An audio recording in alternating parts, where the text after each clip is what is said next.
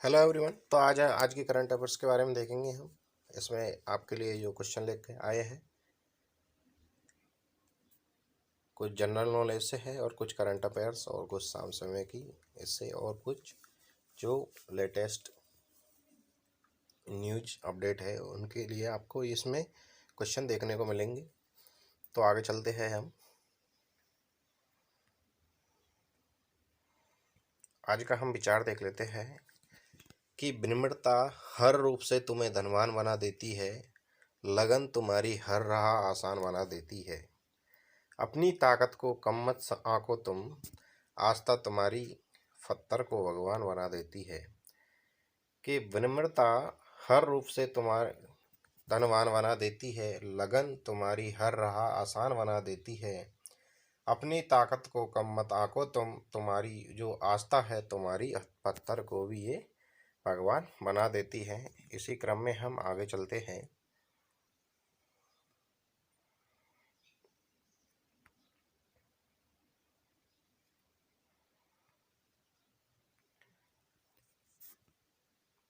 गिंडी राष्ट्रीय उद्यान में 2 दिवसीय वार्षिक पक्षी गणना के दौरान 63 प्रजातियों के कुल 421 पक्षी देखे गए हैं। तो जो गुंडी राष्ट्रीय उद्यान के बारे में देखते हैं। सबसे पहले तो हम ये कौन सा राष्ट्रीय उद्यान है, कहाँ पर स्थित है, ये इसके बारे में हम जानेंगे। ये इसके बारे में ये क्यों चर्चा में बना हुआ है और ये 63 प्रजातियों की जो 421 पक्षी इसमें देखे गए हैं। तो इसके बारे में देखते हैं हम सबसे पहले गिंडी राष्ट्रीय उद्यान के बारे में। तो गिंडी ये भारत का 8वां सबसे छोटा राष्ट्रीय उद्यान है और शहर के अंदर स्थित बहुत कम राष्ट्रीय उद्यानों में से ये एक है। तो ये जो भारत का 8वां सबसे छोटा राष्ट्रीय उद्यान है और ये शहर के अंदर स्थित बहुत ही कम राष्ट्रीय उद्यानों में से एक माना जाता है। ये तमिलनाडु में चेन्नई महासागरीय क्षेत्र में के केंद्र में स्थित है। ये जो कि ये तमिलनाडु में जो चेन्नई महानगरीय क्षेत्र के केंद्र में ये स्थित है। ये कोरोमंडल तट के जो उष्ण कटिबंधीय शुष्क सदाबहार वनों के अंतिम अवशेषों से एक है और ये जो वन है, ये जो राष्ट्रीय उद्यान है, ये जो कोरोमंडल तट के उष्ण कटिबंधीय शुष्क सदाबहार वनों में से क्या माना जाता है, अंतिम अवशेष में से एक माना जाता है। अब इसकी हम वनस्पति के बारे में बात करते हैं। तो इसकी किस प्रकार की वनस्पति है, तो इसमें अभी हमने ऊपर देखा था तो उष्ण कटिबंधीय शुष्क सदाबहार वन है और इसमें झाड़ियाँ और कटीले वन है इस राष्ट्रीय उद्यान में।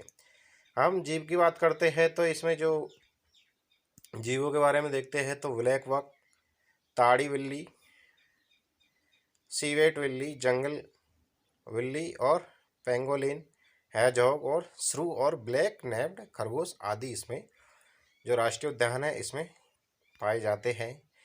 ये भारत के उष्णकटिबंधीय जो शुष्क सदाबहार वन के बारे में क्या करता है, ये मुख्य तथ्य है। तो ये उष्णकटिबंधीय शुष्क सदाबहार वन एक अनूठा वन है जो ये केवल तमिलनाडु और आंध्र प्रदेश में ये पाए जाते हैं। इसके हम विवरण में देखते हैं तो उत्तर में ये आंध्र प्रदेश के विशाखापट्टनम से, दक्षिण में ये तमिलनाडु के रामनाथपुरम तक ये संकीर्ण तटीय पट्टी तक ये सीमित माना जाता है। अब इस क्षेत्र की हम असीमित जलवायु स्थिति देखते हैं तो जहां गर्मी और सर्दियों के मानसून दोनों के दौरान वर्षा होती है और मार्च से सितंबर तक ये शुष्क मौसम का विस्तार होता है और इस संकीर्ण पट्टी में ये उष्णकटिबंधीय शुष्क सदाबहार वन के लिए विकास के लिए ये आवश्यक माना जाता है। और इन वनों में मिश्रित पेड़, झाड़ियाँ, लताएं और जड़ी बूटियाँ भी पाई जाती है। तो इसमें कुछ औषधियाँ भी पाई जाती है जड़ी बूटियों के रूप में और एक पूर्ण कैनोपी बनाते हैं जो कीटों और उभयचर आप जानते होंगे जो कि जल में भी रहते हैं और स्थल पे भी रहते हैं, उन्हें हम उभयचर कहते हैं। जिसमें जैसे मेंढक होता है ये उभयचर श्रेणी में आता है। और कीट में जैसे सरीसृप, सरीसृप भी एक तरह से क्या होते हैं, उभयचर होते हैं। ये पानी में भी रहते हैं और ये स्थल पर भी रहते हैं। और स्तनधारी जो कि ये स्तनधारी है ये स्थल पर ही रहते हैं सहित विभिन्न प्रकार के जानवरों को ये क्या करता है, आवास प्रदान करता है जो ये राष्ट्रीय उद्यान है। इसके बारे में हम नेक्स्ट क्वेश्चन देखते हैं। क्या हाल ही में भारतीय नौसेना ने एक मध्यम दूरी की सतह से हवा में मार करने वाली मिसाइल MRSAM और ब्रह्मोस मिसाइल के जहाज से लॉन्च किए गए संस्करण का सफल परीक्षण किया है। तो हम इसके बारे में देखते हैं। तो जो मध्यम दूरी की सतह से हवा में मार करने वाली मिसाइल के बारे में देखते हैं। इस हथियार प्रणाली में अव्र हथियार प्रणाली भी कहा जाता है और ये एक अत्याधुनिक मध्यम परास की वायु रक्षा हथियार प्रणाली है। ये DRDO और इजरायली एरोस्पेस इंडस्ट्रीज का एक संयुक्त उद्यम है और इसका उत्पादन भारत डायनेमिक्स लिमिटेड में किया जाता है। इसे 70 किलोमीटर की सीमा में शत्रु विमान, हेलीकॉप्टर, क्रूज मिसाइलों और ड्रोन को नष्ट करने के लिए डिजाइन किया गया है। अब देखते हैं हम ब्रह्मोस मिसाइल क्या है, इसके बारे में देखते हैं। तो ये भारत और रूस का एक संयुक्त उद्यम है जो सुपरसोनिक क्रूज मिसाइल बनाता है। इसकी हम गति की बात करते हैं तो 2.8 मैक यानी या ध्वनि की गति से लगभग 3 गुना अधिक ये इसकी गति होती है। और मिसाइल को पनडुब्बी आप जानते होंगे कि ये समुद्र के अंदर जो चलती है, तो उसमें जो अंदर से ऊपर की ओर जो निकली रहती है उसे हम पनडुब्बी कहते हैं। जहाज, विमान या भूमि जैसे कई प्लेटफॉर्मों से ये लॉन्च किया जा सकता है। अब ब्रह्मोस देखते हैं। ये एरोस्पेस ब्रह्मोस NG से भी विकसित किया जा रहा है जो मिसाइल का एक कॉम्पैक्ट संस्करण है। इसके बाद में हम करंट अफेयर्स की ओर चलते हैं। इसमें देखते हैं कि उत्तर प्रदेश सरकार ने नंद बाबा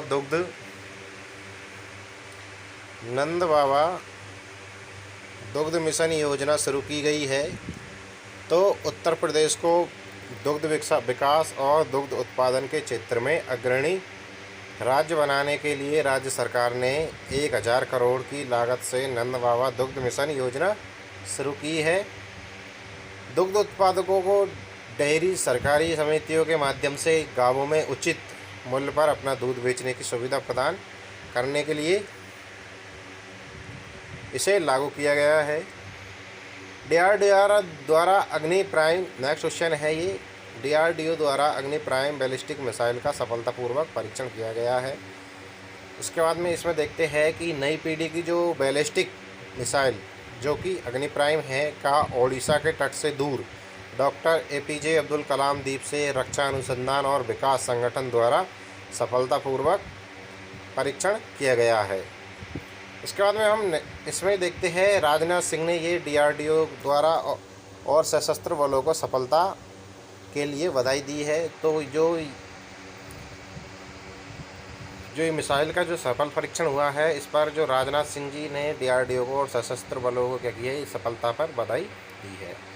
इसके बाद में हम देखते हैं इसी में ही नेक्स्ट पॉइंट, रक्षा अनुसंधान और एवं विकास विभाग के जो सचिव और DRDO के अध्यक्ष डॉक्टर समीर V कामत ने DRDO प्रयोगशालाओं की टीमों द्वारा किए गए प्रयासों की सराहना की है।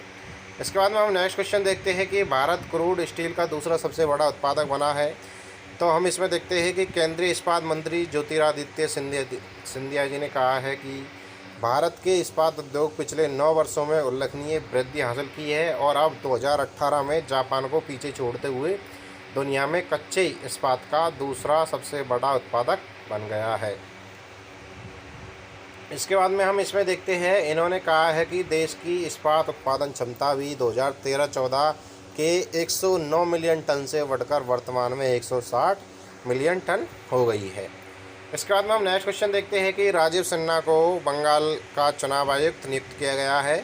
तो हाल ही में ही जो बंगाल में जो चुनाव होने जा रहे हैं, तो इसके जो चुनाव आयुक्त नियुक्त किया गया है वो राजीव सिन्हा को नियुक्त किया गया है। इसमें देखते हैं जो पश्चिम बंगाल के पूर्व मुख्य सचिव राजीव सिन्हा को राज्य चुनाव नियुक्त किया गया है, जो कि ये पश्चिम बंगाल के पूर्व मुख्य सचिव चुने गए थे।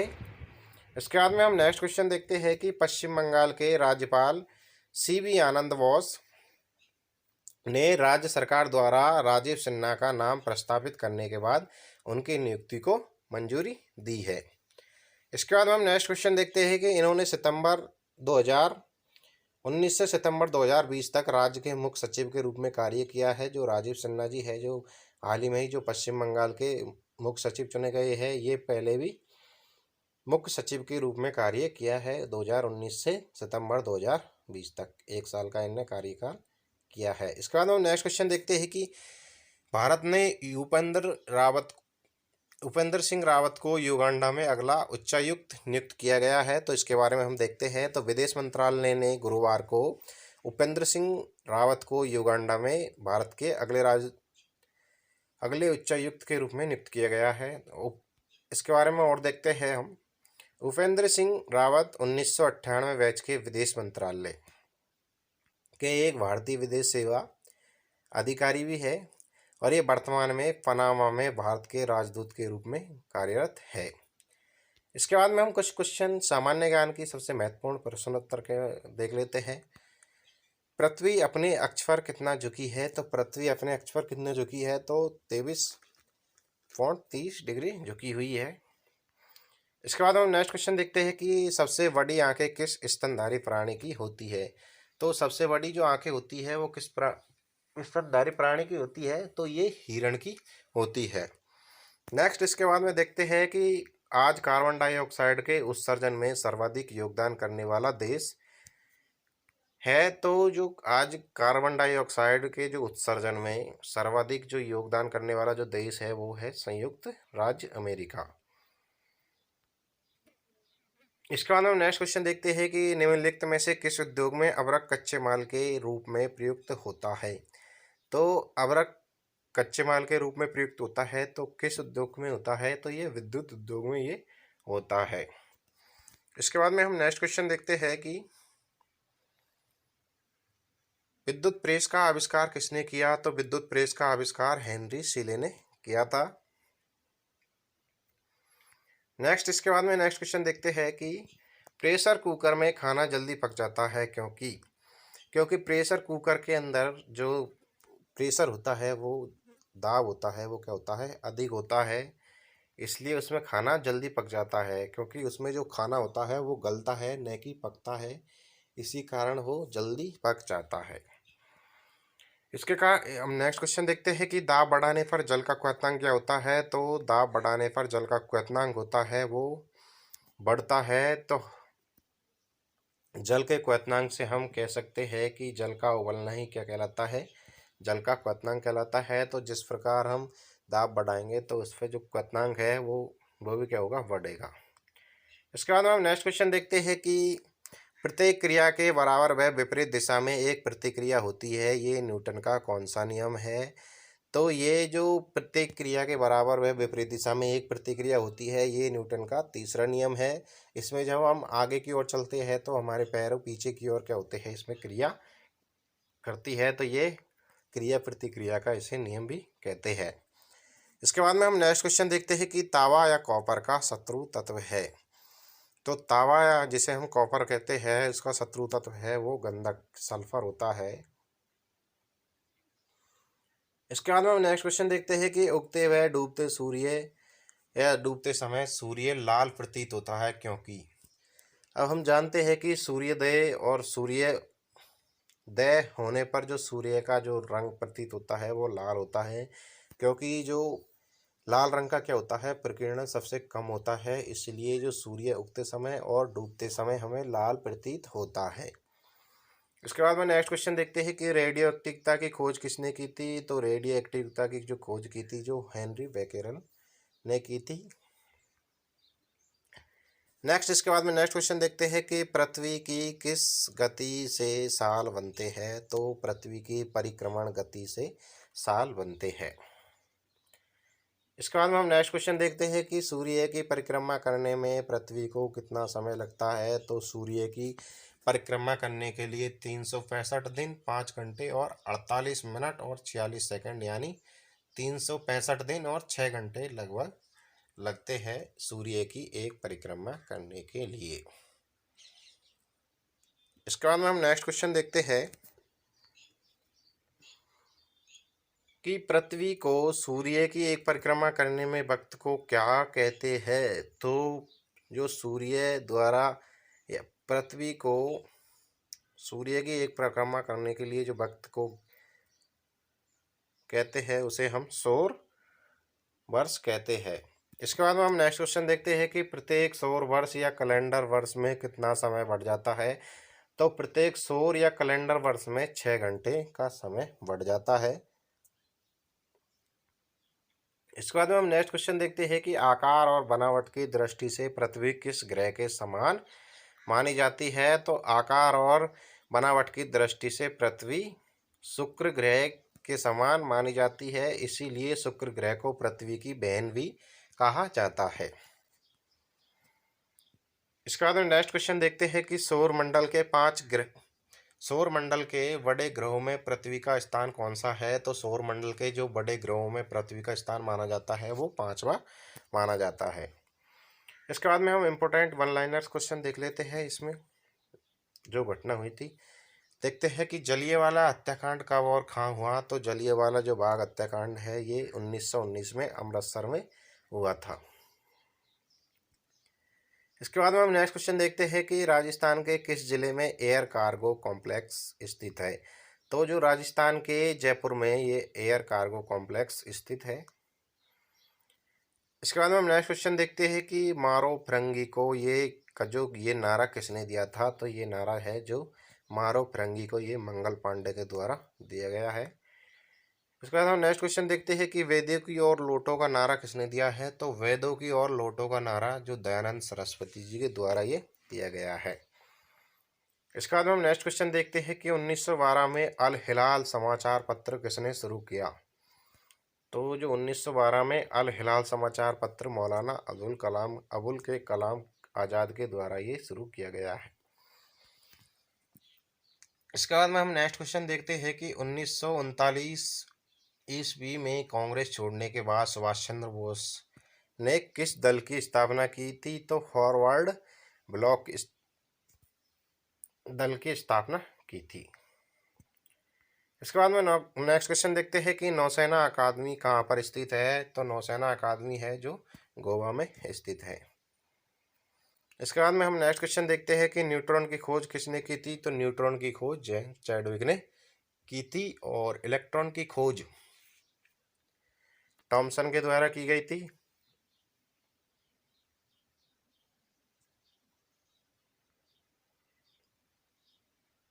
और प्रोटॉन की खोज रदरफोर्ड द्वारा की गई थी और न्यूट्रॉन की खोज जेम्स चैडविक के द्वारा की गई थी। इसके बाद में हम नेक्स्ट क्वेश्चन देखते हैं कि रामायण किसने लिखी। तो रामायण जो महर्षि वाल्मीकि के द्वारा रामायण लिखी गई है। इसके बाद में हम नेक्स्ट क्वेश्चन देखते हैं कि रावण के पिता का नाम क्या था। तो रावण के जो पिता का नाम था वो विश्वा था। इसके बाद में हम नेक्स्ट क्वेश्चन देखते हैं इसमें एलपीजी का पूर्ण विस्तार क्या है या फिर एलपीजी की जो फुल फॉर्म होती है वो क्या होती है। तो इसमें देखते हैं तो लिक्विफाइड पेट्रोलियम गैस एलपीजी का पूर्ण विस्तार या फुल फॉर्म होती है। इसके बाद में नेक्स्ट देखते हैं कि नेशनल कॉरिडोर कैंडिडेट की स्थापना किस वर्ष हुई थी। तो एनसीसी है इसकी जो स्थापना 1948 में की थी। इसके बाद में नेक्स्ट क्वेश्चन देखते हैं कि हम परमाणु रिएक्टर में मंदक के रूप में किसका प्रयोग किया जाता है। तो परमाणु में जो मंदक के रूप में या तो फिर D2 हो भारी पानी जिसे हम D2O और या फिर ग्रेफाइट की छड़ों का प्रयोग किया जाता है। इसके बाद में नेक्स्ट क्वेश्चन देखते हैं कि पराश्रव्य तरंगों की आवृत्ति कितनी होती है। तो जो पराश्रव्य तरंगों की जो आवृत्ति होती है ये 20,000 हर्ट्ज से भी क्या होती है अधिक होती है। इसके बाद में नेक्स्ट क्वेश्चन देखते हैं कि पारसेक किसकी इकाई मानी जाती है। तो जो खगोलीय दूरी को जो मापने की जो इकाई होती है वो पारसेक में मापी जाती है, इसलिए जो खगोलीय दूरियों को मापने के लिए जो इकाई यूज में ली जाती है वो पारसेक ली जाती है। इसके बाद में नेक्स्ट क्वेश्चन देखते हैं कि पीतल किन दो धातुओं का मिश्रण होता है। तो पीतल दो धातुओं का जो मिश्रण होता है ये तांबा और जस्ते का होता है। इसके बाद में हम नेक्स्ट क्वेश्चन देखते हैं कि राष्ट्रीय ग्रामीण विकास संस्थान कहाँ स्थित है। तो राष्ट्रीय ग्रामीण विकास संस्थान ये हैदराबाद में स्थित है। इसके बाद में नेक्स्ट क्वेश्चन देखते हैं कि राष्ट्रीय डेयरी अनुसंधान संस्थान कहाँ स्थित है। तो राष्ट्रीय डेयरी अनुसंधान संस्थान ये करनाल यानी हरियाणा में ये स्थित है। इसके बाद में हम नेक्स्ट क्वेश्चन देखते हैं कि राष्ट्रीयकृत बैंकों में सबसे बड़ा बैंक कौन सा है। तो राष्ट्रीयकृत बैंकों में सबसे बड़ा बैंक है वो पंजाब नेशनल बैंक है। PNB। नेक्स्ट, इसके बाद में नेक्स्ट क्वेश्चन देखते हैं कि रिएक्टर पैमाने द्वारा क्या मापा जाता है। तो रिएक्टर पैमाने के द्वारा जो भूकंप की तीव्रता को मापा जाता है। इसके बाद में हम नेक्स्ट क्वेश्चन देखते हैं कि करंट अफेयर्स में हाल ही में ही भारत के क्रूड स्टील का सबसे बड़ा जो उत्पादक बन गया है। इसके बाद में नेक्स्ट क्वेश्चन देखते हैं हम, हाल ही में ही जो टाटा ग्रुप को भारत के सबसे वैल्यूएबल ब्रांड का खिताब मिला है। तो भारत के सबसे वैल्यूएबल ब्रांड का जो खिताब मिला है वो कौन को मिला है? टाटा ग्रुप को मिला है। तो आपको इसमें जो ये वन लाइनर क्वेश्चन है इसमें ही आपको आंसर साथ में दिया गया है। इसके बाद में हम नेक्स्ट क्वेश्चन देखते हैं कि हाल ही में ही 5वें राज्य खाद्य सुरक्षा सूचकांक 2023-24 में बड़े राज्यों में जो पहला स्थान किस राज्य को प्राप्त हुआ है। तो इसमें जो पहला राज्य को मिला है वो है केरल राज्य को, इसमें प्रथम स्थान मिला है। इसके बाद में नेक्स्ट क्वेश्चन देखते हैं कि हाल ही में भारतीय नौसेना ने DRDO के वरुणास्त्र टॉर्पीडो का पहला युद्धक परीक्षण किया है। तो इसमें आप जो क्वेश्चन पूछा जाएगा इस तरह से पूछा जाएगा कि हाल ही में भारतीय नौसेना और DRDO ने का जो पहला युद्धक परीक्षण किया गया है उसका क्या नाम है। तो इसका जो नाम है वो है वरुणास्त्र टॉर्पीडो। इसके बाद में नेक्स्ट क्वेश्चन देखते हैं कि हाल ही में ही जर्मनी देश यूरोप में नाटो के सबसे बड़े हवाई अभ्यास की मेजबानी करेगा। तो इसमें जो क्वेश्चन आपसे पूछेगा इसमें इस प्रकार से पूछेगा कि हाल ही में किस देश ने यूरोप में नाटो के सबसे बड़े हवाई अभ्यास की मेजबानी करेगा। तो इसमें जो आपको आंसर आएगा वो जर्मनी देश आएगा। इसके बाद में हम नेक्स्ट क्वेश्चन देखते हैं कि हाल ही में ही विश्व महासागर दिवस 8 जून को मनाया गया है। तो आपसे जो क्वेश्चन इसमें पूछेगा वो पूछेगा कि विश्व महासागर दिवस हर वर्ष किस दिन को ये मनाया जाता है। तो ये 8 जून को ये मनाया जाता है। इसके बाद में नेक्स्ट क्वेश्चन देखते हैं कि हाल ही में ही उपेंद्र सिंह रावत को किस देश में भारत का राजदूत नियुक्त किया गया है। तो ये जो कि आपने अभी थोड़ी देर पहले मैंने इसके बारे में पूरा आपको ऊपर बता दिया गया है। तो युगांडा देश में ये भारत के राजदूत के रूप में नियुक्त किए गए हैं। इसके बाद में हम नेक्स्ट क्वेश्चन देखते हैं कि हाल ही में भारत और मालदीव देश के बीच एकता अभ्यास आयोजित किया गया है। तो आपसे अभी पूछेगा कि भारत और मालदीव के बीच में हाल ही में जो आयोजित किया गया अभ्यास कौन था। तो ये एकता अभ्यास। इसके बाद में हम नेक्स्ट क्वेश्चन देखते हैं कि हाल ही में ही ऑस्ट्रेलिया देश ने स्वास्तिक और अन्य नाजी प्रतीकों पर क्या कर दिया है? प्रतिबंध लगाने की योजना बनाई है। इसके बाद में हम नेक्स्ट क्वेश्चन देखते हैं कि हाल ही में नंद बाबा दुग्ध मिशन योजना जो कि कहाँ पर शुरू की गई है? ये उत्तर प्रदेश में शुरू की गई है। तो इसके बारे में मैंने आपको अभी ऊपर बता दिया गया है। इसके बाद में हम नेक्स्ट क्वेश्चन देखते हैं कि हाल ही में ही मुथुमिल सेल्वी तमिलनाडु राज्य की एवरेस्ट जो माउंट एवरेस्ट पर फतेह करने वाली ये पहली महिला बनी है। तो माउंट एवरेस्ट पर फतेह करने वाली जो पहली महिला बनी है वो कौन सी बनी है? तमिलनाडु राज्य की मुथुमिल सेल्वी बनी है। इसके बाद में हम नेक्स्ट क्वेश्चन देखते हैं कि हाल ही में केंद्र सरकार ने अब तक पूरे देश भर में महिला सुरक्षा के लिए 733 वन स्टॉप सेंटर स्थापित किए गए हैं। तो आपसे जो क्वेश्चन पूछेगा जो अब तक पूरे देश भर में महिलाओं की सुरक्षा के लिए कितने केंद्र सरकार द्वारा कितने जो महिलाओं की सुरक्षा के लिए सेंटर स्थापित किए गए हैं। तो 733 वन स्टॉप सेंटर स्थापित किए गए हैं। इसके बाद में नेक्स्ट क्वेश्चन देखते हैं कि हाल ही में जो नालंदा जो पुस्तक नालंदा का विमोचन किया गया है तो ये किनके द्वारा किया गया है? तो ये अभय के द्वारा ये किया गया है। नेक्स्ट क्वेश्चन देखते हैं कि हाल ही में खुद की इंटरनेट ब्रॉडबैंड सेवा शुरू करने वाला भारत का पहला राज्य बना है। तो हाल ही में जो खुद की इंटरनेट ब्रॉडबैंड सेवा शुरू करने वाला जो पहला भारत का जो पहला राज्य बना है ये केरल बना है। इसके बाद में हम नेक्स्ट क्वेश्चन देखते हैं कि हाल ही में केंद्र सरकार ने हरियाणा के गुरुग्राम शहर में नई मेट्रो लाइन के निर्माण को मंजूरी दी है। तो आपसे जो क्वेश्चन पूछेगा ये हाल ही में केंद्र सरकार ने हरियाणा के किस शहर में नई मेट्रो लाइन निर्माण की मंजूरी दी है? तो ये गुरुग्राम शहर में दी है। इसके बाद में हम नेक्स्ट क्वेश्चन देखते हैं कि हाल ही में ही जो बिम्स्टेक जो एक्सपो और कॉन्क्लेव की मेजबानी कौन करेगा? तो ये पश्चिम बंगाल राज्य करेगा। इसके बाद में नेक्स्ट क्वेश्चन देखते हैं कि हाल में ही जनार्दन प्रसाद को भारतीय भूवैज्ञानिक सर्वेक्षण का क्या नियुक्त किया गया है, महानिदेशक नियुक्त किया गया है। तो आपसे जो क्वेश्चन पूछेगा इसमें भारतीय भूवैज्ञानिक सर्वेक्षण का महानिदेशक किसे हाल ही में ही नियुक्त किया गया है, तो ये जनार्दन प्रसाद को नियुक्त किया गया है। इसके बाद में नेक्स्ट क्वेश्चन देखते हैं कि हम हाल ही में ही राजीव सिन्हा को पश्चिम बंगाल राज्य का चुनाव आयुक्त बनाया गया है। तो राजीव सिन्हा को, जो कि पूर्व में भी क्या रह चुके हैं, 2019 सितंबर 2019 से ये सितंबर 2020 तक ये मुख्य आयुक्त भी रह चुके हैं। इसके बाद में हम नेक्स्ट क्वेश्चन देखते हैं कि हाल ही में ही केंद्रीय विदेश मंत्री एस जयशंकर ने भारत और नामीबिया संयुक्त आयोग की क्या करेंगे, ये सह अध्यक्षता करेंगे। तो इसके बाद में हम नेक्स्ट क्वेश्चन देखते हैं कि हाल ही में ही पंप पन बिजली योजना की स्थापना के लिए एनएचपीसी ने किस राज्य के साथ समझौता किया है, तो जो महाराष्ट्र राज्य के साथ में समझौता किया है। इसके बाद में हम नेक्स्ट क्वेश्चन देखते हैं, केंद्रीय गृह और सहकारी मंत्री अमित शाह जो कि गुजरात, महाराष्ट्र, तमिलनाडु और आंध्र प्रदेश के 2 दिवसीय दौरे पर रहेंगे। तो गृह मंत्री 4 राज्यों की अपनी यात्रा के दौरान विभिन्न राजनीतिक कार्यक्रमों और सार्वजनिक रैलियों में भाग लेंगे। इसमें देखते हैं कि तेलंगाना की राज्यपाल तमिलिसाई सुंदरराजन और बिहार के राज्यपाल राजेंद्र अलवेनकर और गोवा के राज्यपाल CS श्रीधरन पिल्लई और गोवा के विधानसभा अध्यक्ष रमेश तावड़कर दोपहर 12 बजे न्यू दरबार हॉल पंजिम में राजभवन द्वारा आयोजित जैक फ्रूट फेस्टिवल में भाग लेंगे।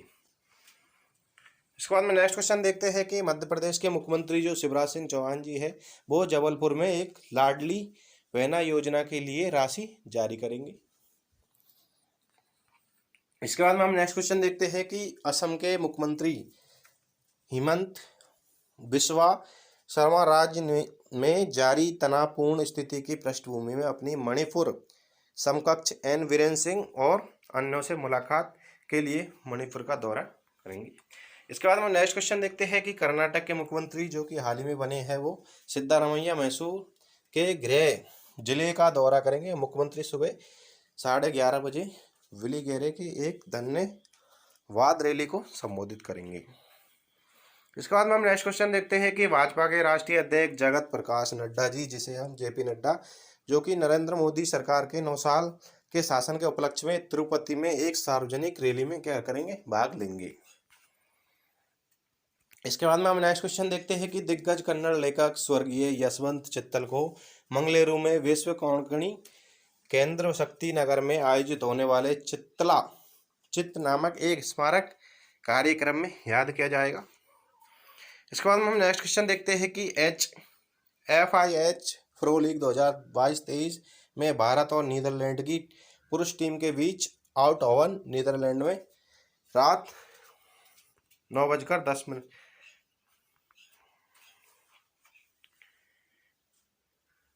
में WTC फाइनल 2023 और ऑस्ट्रेलिया के बीच में चौथे दिन का खेल भारतीय समय अनुसार दोपहर 3 बजे लंदन ओवल में शुरू होगा। इसी के साथ आपसे मैं विदा लूँगा। अगर आपको ये वीडियो पसंद आई हो तो वीडियो को लाइक करें और ऐसी करंट अफेयर्स की क्लास देखने के लिए हमारे चैनल को सब्सक्राइब करना नहीं भूलें। आपके एक लाइक और सब्सक्राइब से हमें बहुत मोटिव मिलता है। आप भी ये बात है। थैंक यू, धन्यवाद, जय हिंद। नेक्स्ट क्लास में फिर मिलेंगे।